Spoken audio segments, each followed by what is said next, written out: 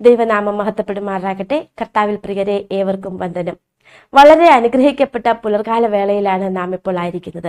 നമ്മോടൊപ്പം പിതാവിന്റെ സാന്നിധ്യം എപ്പോഴും ഉള്ളതിനാൽ ദൈവത്തിന് നന്ദിയോടെ സ്തോത്രം. ഒരു നാളും കൈവിടാത്ത വിശ്വസ്തനായ ദൈവം നമ്മുടെ നായകനായി ഉള്ളതിനാൽ നമുക്ക് ദൈവത്തെ സ്തുതിക്കാം. യഹോവ എല്ലാവർക്കും നല്ലവൻ എന്ന് തിരുവചനം പറയുന്നു. ആ തിരുവചനം നാം ഓരോ നിമിഷവും അനുഭവിച്ചു കൊണ്ടുമിരിക്കുന്നു. ദൈവത്തെ രുചിച്ചറിയുന്ന നാളുകൾ, അനുഭവങ്ങൾ എത്രയെണ്ണം നാം പിന്നിട്ട് കഴിഞ്ഞു. ദൈവത്തിന് നന്ദിയോടെ സ്തോത്രം ചെയ്യാം. ഈ വർഷത്തെ ആദ്യ മാസത്തിലെ അവസാന നാളായ ജനുവരി 31 പ്രഭാത ചിന്തയ്ക്കായി നമുക്കുള്ള ചിന്താവിഷയം സത്യത്തിലേക്ക് നയിക്കുന്നതിൽ പ്രാർത്ഥന സഹായിക്കുന്നു എന്നുള്ളതാണ്. അതിനാധാരമായി നമുക്കൊരു വാക്യം വായിക്കാം. അവന്റെ ഇഷ്ടം ചെയ്യുവാൻ ഇച്ഛിക്കുന്നവനെല്ലാം ഈ ഉപദേശം ദൈവത്തിൽ നിന്ന് ഉള്ളതോ ഞാൻ സ്വയമായി പ്രസ്താവിക്കുന്നതോ എന്നറിയും. യോഹന്നാന്റെ സുവിശേഷം 7-ാം അധ്യായം അതിന്റെ 17-ാമത്തെ വാക്യം. ഒരിക്കൽ കൂടി വായിക്കാം. അവന്റെ ഇഷ്ടം ചെയ്യുവാൻ ഇച്ഛിക്കുന്നവനെല്ലാം ഈ ഉപദേശം ദൈവത്തിൽ നിന്നുള്ളതോ ഞാൻ സ്വയമായി പ്രസ്താവിക്കുന്നതോ എന്നറിയും. യോഹന്നാന്റെ സുവിശേഷം 7-ാം അധ്യായം അതിന്റെ 17-ാമത്തെ വാക്യം. യേശു ഈ മരുഭൂമിയിലായിരുന്നപ്പോൾ അന്ധകാര ശക്തികളോടുള്ള അന്തിമ പോരാട്ടത്തിന് പോകും മുമ്പ് തന്റെ കണ്ണുകളെ സ്വർഗത്തിലേക്ക് ഉയർത്തി തന്റെ ശിഷ്യന്മാർക്കും തനിക്കും വേണ്ടി പ്രാർത്ഥിക്കുമായിരുന്നു. യേശുവിന്റെ പ്രാർത്ഥനയുടെ ഹൃദയഭാരം തന്നിൽ വിശ്വസിച്ചവർ ലോകത്തിന്റെ ദുഷ്ടതയിൽ നിന്നും സൂക്ഷിക്കപ്പെടണം എന്നായിരുന്നു.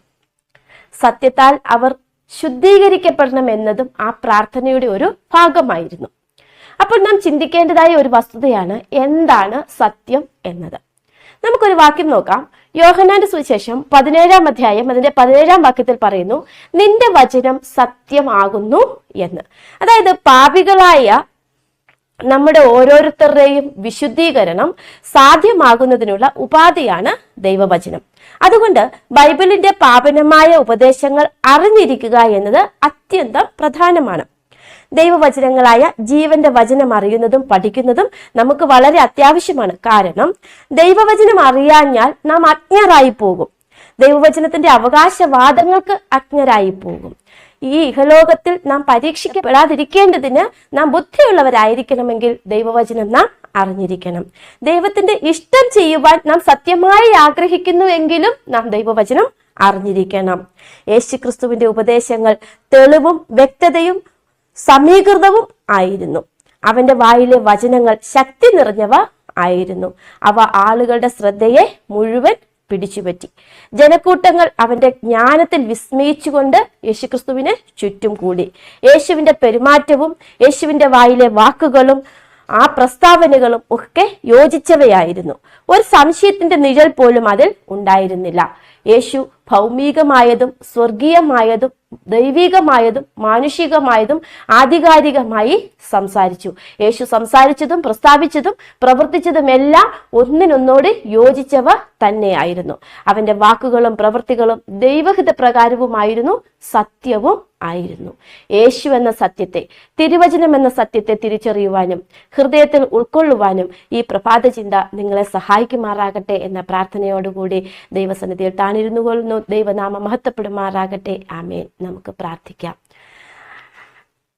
കരുണയോടെ അടിയങ്ങളെ സ്നേഹിക്കുന്ന ഞങ്ങളുടെ വാഴ്ത്തപ്പെട്ട നല്ല ദൈവമേ, ഹല്ലേലൂയ, സ്തോത്രം.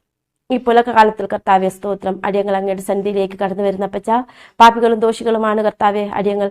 എങ്കിലും കർത്താവെ അടിയങ്ങളുടെ കുറ്റങ്ങളും കുറവുകളും അവിടുത്തെ കണക്കിലെടുക്കരുതേ എന്ന് പ്രാർത്ഥിക്കുന്നപ്പച്ച സ്തോത്രം. ഹല്ലേലൂയ. സ്വർഗ്ഗസ്ഥനായ പിതാവേ, അടിയങ്ങളുടെ കുറ്റങ്ങളും കുറവുകളും അടിയങ്ങൾ പ്രാർത്ഥിക്കുന്ന വിഷയത്തിന്മേൽ തടസ്സമാകരുതേ എന്ന് പ്രാർത്ഥിക്കുന്ന പച്ച സ്തോത്രം. ഹല്ലേലൂയ. സ്വർഗ്ഗസ്ഥനായ പിതാവേ, ക്രിസ്തു എന്ന സത്യത്തെ തിരിച്ചറിയുവാൻ തക്കവണ്ണം കർത്താവെ, ദൈവവചനം എന്ന സത്യത്തെ തിരിച്ചറിയുവാൻ തക്കവണ്ണം അടിയങ്ങളുടെ ഹൃദയങ്ങളെ അവിടുന്ന് തുറന്നു തരണമെന്ന് പ്രാർത്ഥിക്കുന്ന പച്ച സ്തോത്രം. ഹല്ലേലൂയ. പാപബോധത്തെ കർത്താവെ സ്തോത്രം അടിയങ്ങൾക്ക് നൽകണമെന്ന് പ്രാർത്ഥിക്കുന്നു. പാപത്തെ വെറുത്ത് ജീവിപ്പാൻ തക്കവണ്ണം അടിയങ്ങളെ സഹായിക്കണമെന്ന് പ്രാർത്ഥിക്കുന്നു.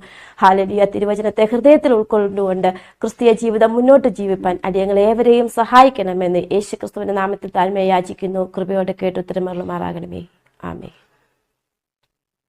ഏവർക്കും ഒരു ശുഭദിനം നേരുന്നു. കർത്താവ് ദൈവം എല്ലാവരെയും അനുഗ്രഹിക്കുമാറാകട്ടെ. ആമേൻ.